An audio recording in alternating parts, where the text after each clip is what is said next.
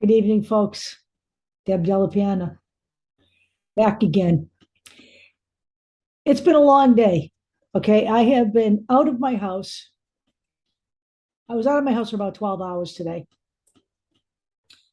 and I'm really tired, but I just wanted to spend a little time just going over a few things. So, you know, there's a lot that can be said about Marjorie Traitor Greene. And no, I didn't misspeak. She's a traitor. Um, one of the things you could say about Marjorie Taylor Greene is that she's out of her tiny little mind. And she may very well be out of her tiny little mind, but let's keep in mind that people elected her, and she is in a position here to do quite a bit of damage to this country. But I just had to make a video about this today that Marjorie Taylor Greene now wants to have the corporations who have stopped donating to the GOP after the J6 insurrection investigated. She wants them investigated for no longer donating to a political party that is essentially fascist. I personally think that the corporations who are still donating to the GOP should be investigated. And I personally think that no corporations should be donating to any candidates outside of the individuals who work in said corporations who can give the minimum amount. So guys like Elon Musk and, Bill Gates and all of these guys have always been able to donate to political candidates. But $2,800, they have limits. Now that we have corporate personhood, courtesy of, by the way, a conservative Supreme Court in 2010, now that corporations are actually people, they can give unlimited amounts of money through these things called super PACs. So Marjorie Taylor Greene wants to have the companies that are no longer, investing in the GOP investigated. This should be an indication to you of what rule under the GOP will be if you allow them to take power back. They have already threatened investigations of Joe Biden. They've already threatened impeaching Joe Biden. They've already threatened, basically, Matt Gaetz came out and said, every committee is going to be an oversight committee now. They're going to investigate everybody. It's going to be divine retribution for going after the orange jackaloon because he's a fucking traitor. Okay.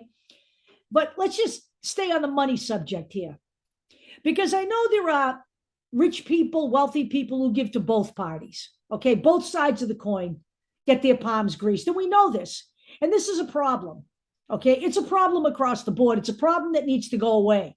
But the only way that's going to happen is with legislation.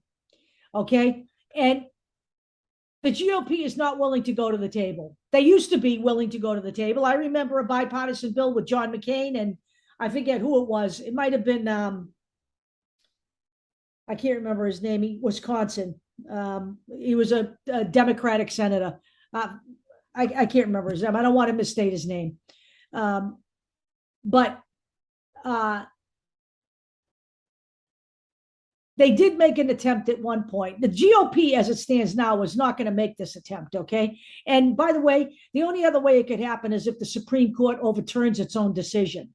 It's going to have to be challenged, and then they're going to have to overturn it. And with a 6-3 conservative majority, that's not going to happen. So let's talk about this. We've always had rich people, and there's always been places to donate. Philanthropies. Okay. It's been since Andrew Carnegie. That's what people do who have a lot of money. There's nothing satanic about it. Okay. Nothing. All right. It's only satanic in the minds of people who have nothing else to do with their time but dream up these conspiracies. So let's just talk about a few of these rich people. Okay. On the Democratic side, you have Bill Gates. Now, I know people believe that Bill Gates delivered coronavirus here so he could make money, blah, blah, blah, blah, blah, blah, blah. You know what? That's a crock of shit. Bill Gates has stated that what he wants to do now with his wealth is to donate to helping prevent future epidemics. I think that's a great idea. Future pandemics. I think that's a great idea. That's a great use of money. You know, we talk about George Soros. The right wing talks about George Soros like he's active. He's an old man now. He's virtually been off the political stage for a long time, since 2016. Okay. I don't know what he's doing with his money now, but what he was doing then, there wasn't anything wrong with what he was doing with his money then. Giving money to women in countries like, Afghanistan, so that they could have rights, so they could fight for their rights. I think that's a good use of money. Now we have billionaires here in the United States donating to the GOP. Let's talk about a couple of those guys. Let's talk about industrialist Barry Said. S-E-I-D is the last name. He gave $1.6 billion to a separate group run by the Federalist Society who helped Donald Trump choose his ultra-conservative majority and helped light the way to overturn Roe v. Wade.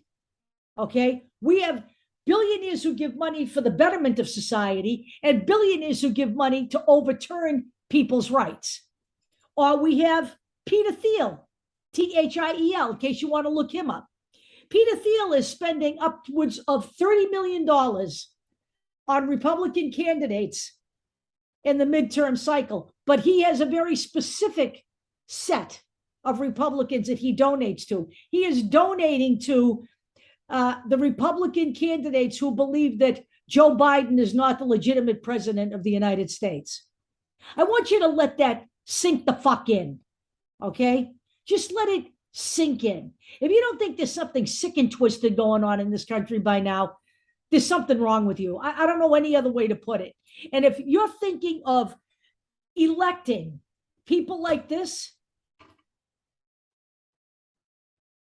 people who have taken blood money to overturn democracy, and you don't think it's going to benefit these corporate idiots, it is. Because that's what fascism actually is. Maybe the former CEO of Overstock, who actually was on the overturn the election call with the rest of the fucking treasonists. I don't remember his name. I don't want to remember his name. I have it written down somewhere. I don't need to. You can look it up if you want. He not only gave a lot of money to fascist candidates, but he was also involved in the discussion of how to find the votes Donald Trump needed to win. You know what, folks? You have a clear choice on November 8th. It's either democracy or fascism. It's as simple as that. We don't need to go into any of the other legislation that anybody may be planning because the GOP doesn't have any legislation to talk about. They don't legislate and they don't govern. They oppress and they obstruct. They're the big O's of society. Oppression and obstruction. You have a choice. You either want the great American experiment of democracy to go up in flames because somehow you think it's not going to affect you, or you care enough about yourself, your children, your grandchildren, your neighbors, your friends, to try to get rid of the element currently in the House and the Senate with an R next to their name. Because whether they participate in the insurrection or not is immaterial. If they're sitting back and pretending they didn't see any of it, they're just as guilty. I'll talk to you all later.